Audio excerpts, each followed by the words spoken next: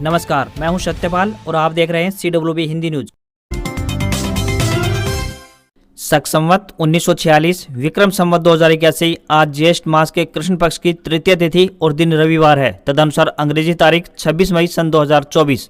सबसे पहले आज के मुख्य समाचार।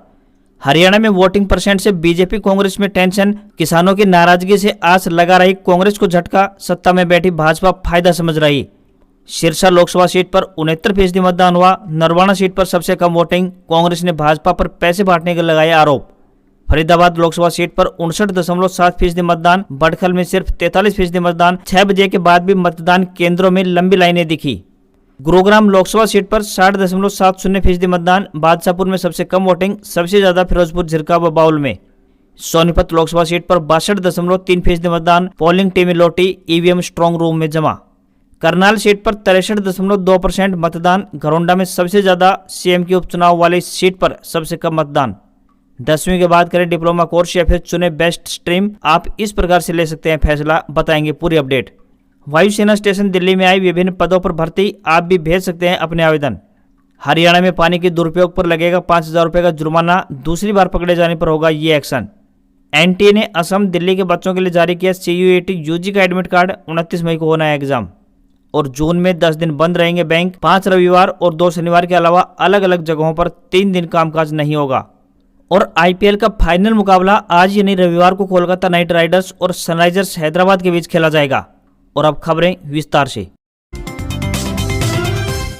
हरियाणा में 25 मई से नौतपा की शुरुआत हो चुकी है। अगले 9 दिनों तक गर्मी अपना रौद्र रूप दिखाएगी। हर साल इसकी शुरुआत होती है। इस दौरान 9 दिनों तक सूर्य देवता उग्र रूप धारण किए हुए रहते हैं। इसे देखते हुए मौसम विभाग द्वारा हरियाणा प्रदेश के 15 जिलों यानी हिसार, सिरसा, फतेहाबाद, जींद, भिवानी, सोनीपत, रोहतक, चरखी दादरी, झज्जर, महेंद्रगढ़, रेवाड़ी, गुरुग्राम, फरीदाबाद, पलवल और नूंह में लू का रेड अलर्ट जारी कर दिया है। यहाँ तापमान 46 डिग्री सेल्सियस को पार कर सकता है। इसके अलावा पंचकुला, अंबाला, कुरुक्षेत्र, यमुनानगर, करनाल, कैथल और पानीपत के लिए येलो अलर्ट जारी किया गया है। 26 और 27 मई को भी गर्मी पीक पर रहेगी। इस दौरान तेज गर्म हवाएं लोगों की परेशानियां बढ़ाने का काम करेंगी। राज्य में 29 मई तक मौसम खुश्क और गर्म रहेगा। इस दौरान दिन के तापमान में बढ़ोतरी जारी रहने और पश्चिमी हवाएं अर्थात लू चलने की संभावना है। आंशिक तौर पर बीच बीच में बादल छाए रहेंगे और धूल भरी आंधी चलने की भी संभावना है।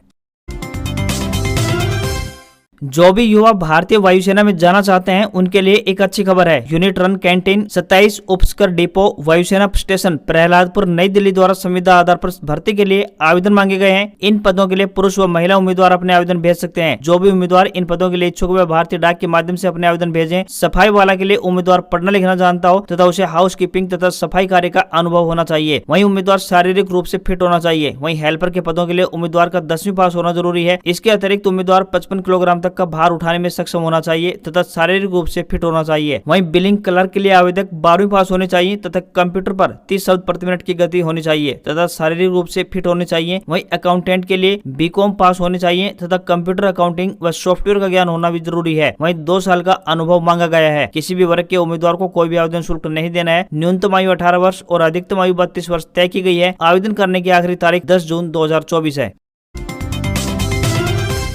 लोकसभा चुनाव के छठे फेज में शनिवार को 7 राज्यों और 1 केंद्र शासित प्रदेश की 58 सीटों पर वोटिंग शाम 6 बजे समाप्त हो गई। चुनाव आयोग के मुताबिक शनिवार को 58 सीटों पर शाम 6 बजे तक 58.82% वोटिंग हुई है। सबसे अधिक पश्चिम बंगाल में यानी 78.19% और सबसे कम जम्मू कश्मीर में यानी 51.41% मतदान हुआ है। 5 फेज में 429 सीटों पर मतदान हो चुका है। वहीं 1 जून को आखिरी यानी 56 सीटों पर वोटिंग होगी। जम्मू कश्मीर के अनंतनाग राजौरी से PDP की प्रत्याशी महबूबा मुफ्ती धरने पर बैठ गई। उन्होंने ईवीएम के साथ छेड़छाड़ और मोबाइल फोन का आउटगोइंग कॉल बंद करने का आरोप लगाया है।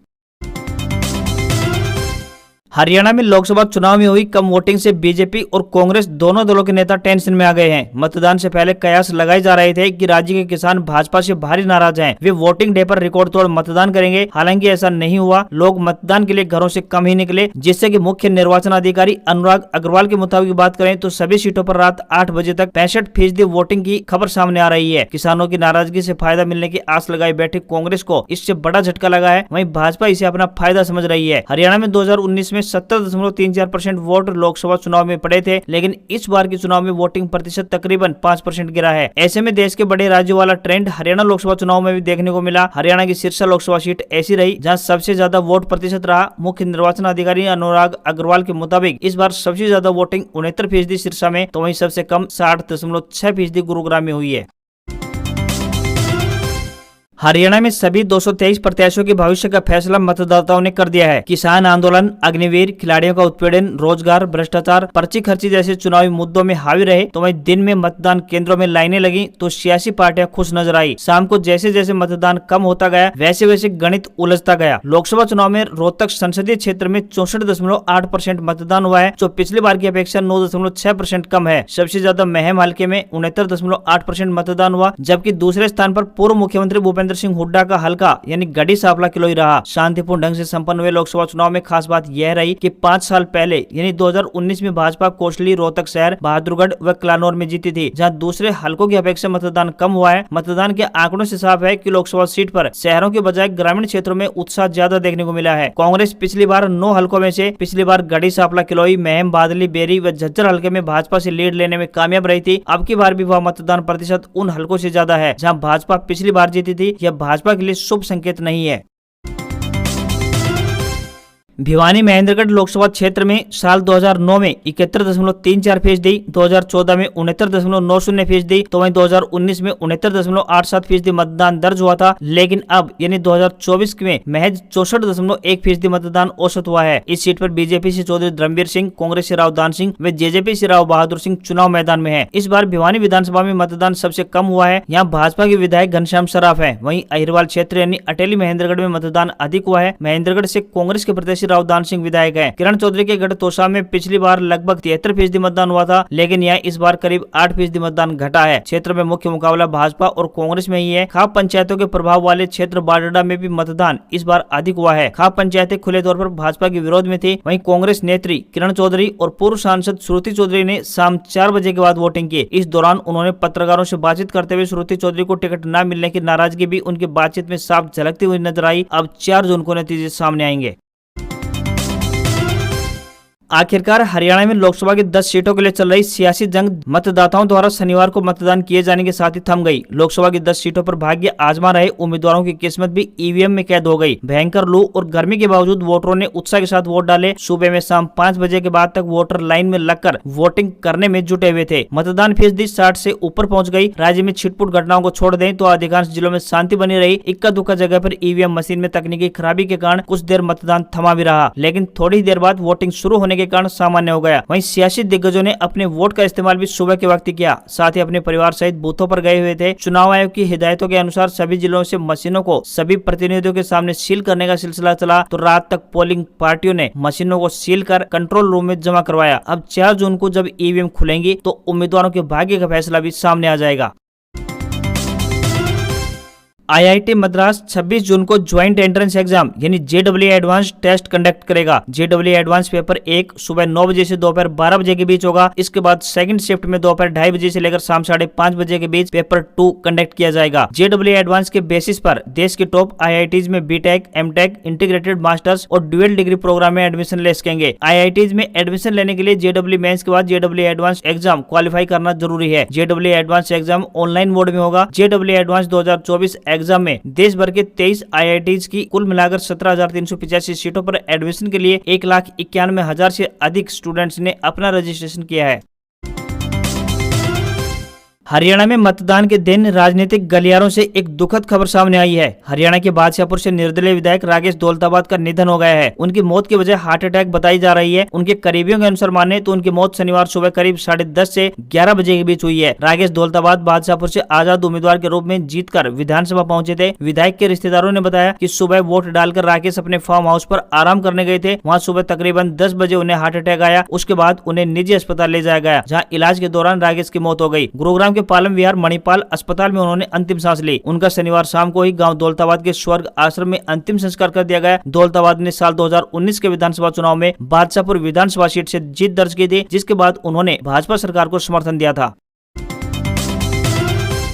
लगभग सभी राज्यों में 10वीं कक्षा का परीक्षा परिणाम जारी हो चुका है। परिणाम जारी होते ही अब विद्यार्थियों के मन में यह सवाल उठता है कि उन्हें किस क्षेत्र में जाना चाहिए। 10वीं के बाद कई सारे करियर ऑप्शन खुल जाते हैं। आप कोई भी डिप्लोमा भी कर सकते हैं या फिर 11वीं में एडमिशन ले सकते हैं। अगर आप आगे यानी 11वीं कक्षा में एडमिशन लेते हैं तो फिर आपके सामने 3 फील्ड होती हैं। इन स्ट्रीम में आप आर्ट्स, कॉमर्स और साइंस शामिल होती हैं। आप अपनी रुचि के अनुसार किसी भी क्षेत्र में जा सकते हैं। आप 10वीं के बाद विभिन्न डिप्लोमा कोर्सेज भी कर सकते हैं, जैसे कि इंजीनियरिंग के क्षेत्र में electrical engineering, mechanical engineering, civil engineering में डिप्लोमा कर सकते हैं। वहीं 10वीं के बाद मेडिकल के क्षेत्र की बात करें तो पैरामेडिकल में नर्सिंग, फार्मेसी, लैब टेक्नोलॉजी आदि का कोर्स भी किया जा सकता है। यदि आपकी रुचि कंप्यूटर में है तो डिप्लोमा इन कंप्यूटर साइंस यानी DCS, diploma in information technology यानी DIT आदि का डिप्लोमा भी कर सकते हैं। अगर आप फैशन डिजाइनिंग में कैरियर बनाना चाहते हैं तो 10वीं के बाद ही तैयारी कर सकते हैं। इसके लिए आप डिप्लोमा इन फैशन डिजाइनिंग यानी DAFD, diploma in textile designing यानी DTD आदि भी कर सकते हैं। आप 10वीं के बाद औद्योगिक प्रशिक्षण संस्थान यानी ITI में दाखिला भी ले सकते हैं। ITI आपको विभिन्न तकनीकी स्किल्स सिखाता है जो आपको विभिन्न उद्योगों में रोजगार पाने में सहायक सिद्ध साबित होते हैं। इसके अलावा 10वीं के बाद पॉलिटेक्निक भी किया जा सकता है।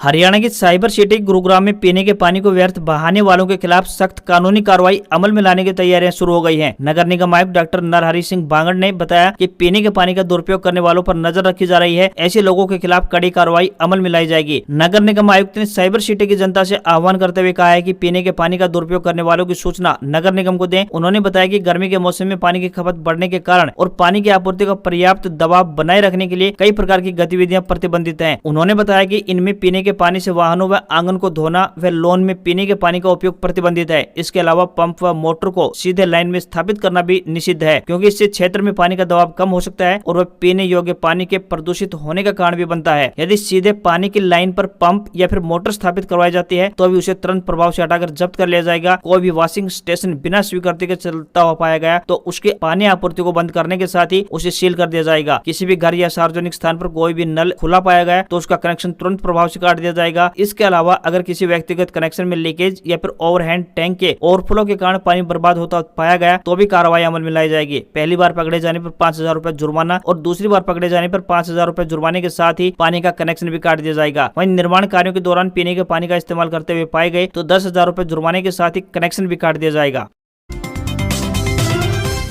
सीमा सुरक्षा बल यानी BSF ने ग्रुप बी और ग्रुप सी के विभिन्न पदों पर भर्तियां निकाली हैं। इनमें ग्रुप बी और ग्रुप सी के 144 पदों के लिए भर्तियां निकाली गई हैं। बता दें कि 22 मई से उम्मीदवार आवेदन शुरू हो चुके हैं। वहीं इसकी आखिरी डेट 17 जून तय की गई है। इच्छुक और योग्य उम्मीदवार ऑफिशियल वेबसाइट bsf.gov.in पर जाकर अप्लाई कर सकेंगे। BSF भर्ती 2024 के जरिए भरे जाने वाले पदों में paramedical staff, SMT workshop, veterinary staff और लाइब्रेरियन में विभिन्न ग्रुप A, B और C पद शामिल किए गए हैं। उम्मीदवारों ने 10वीं और 12वीं में GNM, लैब टेक्नीशियन, ITI और लाइब्रेरी साइंस में डिग्री इन पदों के लिए आवेदन के पात्र होंगे। सीमा सुरक्षा बल ग्रुप बी और ग्रुप सी के लिए आयु सीमा 21 वर्ष से लेकर 30 वर्ष निर्धारित की गई है। 25 मई से नौतपा शुरू हो गया है। यह 2 जून तक चलेगा। इस दौरान देश के कुछ हिस्सों में तापमान 49 डिग्री सेल्सियस तक जा सकता है। मौसम विभाग ने दिल्ली, राजस्थान, मध्य प्रदेश, गुजरात, पंजाब और हरियाणा के लिए लू यानी हीट वेव का रेड अलर्ट जारी किया है। वहीं भोपाल, हैदराबाद इंडिगो की फ्लाइट शुक्रवार को 1 घंटे देरी से रवाना हुई। बताया गया कि बाहर का तापमान ज्यादा होने के चलते इंजन रिस्ट्रिक्टेड मोड में चला गया था। उधर कश्मीर घाटी में भी तापमान बढ़ा है। यहाँ अधिकतम तापमान 32.2 डिग्री सेल्सियस दर्ज किया गया। यह 11 साल में सबसे अधिक रहा है। वहीं राजस्थान में सफाई कर्मचारियों से सुबह 5 बजे से लेकर 10 बजे तक काम करने को कहा गया है। मध्य प्रदेश, पंजाब और दिल्ली में डॉक्टरों ने मरीजों और बुजुर्गों से दिन में यात्रा नहीं करने की सलाह दी है। ग्रामीण इलाकों में 6 से 7 घंटे बिजली कटौती हो रही है। दिल्ली और NCR में कई इलाकों में 2 से 5 घंटे तक कटौती हो सकती है। ऐसा ही हाल राजस्थान, पंजाब, हरियाणा के ग्रामीण इलाकों में भी है। जून 2024 महीने में बैंकों में 10 दिन कामकाज नहीं होगा। देश में कई वजहों से अलग अलग जगहों पर 3 दिन बैंकों में कामकाज नहीं होगा। इसके अलावा 5 रविवार और 2 शनिवार को भी बैंक बंद रहेंगे। महीने की शुरुआत छुट्टी के साथ होगी तो वहीं 17 जून को बकरीद यानी ईद उल अजहा के मौके पर देश भर में बैंक बंद रहेंगे। आप बैंकों की छुट्टी के बावजूद ऑनलाइन बैंकिंग और ATM के जरिए पैसे का लेन देन या फिर अन्य काम कर सकते हैं। इन सुविधाओं पर बैंकों की छुट्टियों का कोई असर नहीं पड़ेगा। जून 2024 में शेयर बाजार में 11 दिन कारोबार नहीं होगा। इनमें से 10 दिन शनिवार और रविवार का कारोबार नहीं होगा। इसके अलावा 17 मई को बकरीद पर भी शेयर बाजार बंद रहेगा। सोने और चांदी की कीमतों में 2 दिन से लगातार गिरावट जारी रही, तो वहीं 10 ग्राम 24 कैरेट सोना 798 रुपए सस्ता होकर 72,028 रुपए के स्तर पर पहुंच गया है। वहीं 1 किलोग्राम चांदी 293 रुपए सस्ती होकर 89,762 रुपए प्रति किलोग्राम के स्तर पर पहुंच गई। कुल मिलाकर सोना 2 दिन में 2,087 रुपए और चांदी 3,769 रुपए सस्ती हुई है। इस साल की बात करें तो अब तक सोने के दाम 8,676 रुपए बढ़ चुके हैं। वहीं 1 किलोग्राम चांदी के दाम 73,395 रुपए से बढ़कर 89,762 रुपए पर पहुंच गए हैं। आज खबरों में इतना ही। देखते रहिए आपका अपना हरियाणा का सबसे बेहतरीन news channel CWB Hindi news. नमस्कार। इसी आशा के साथ आपका दिन शुभ रहे।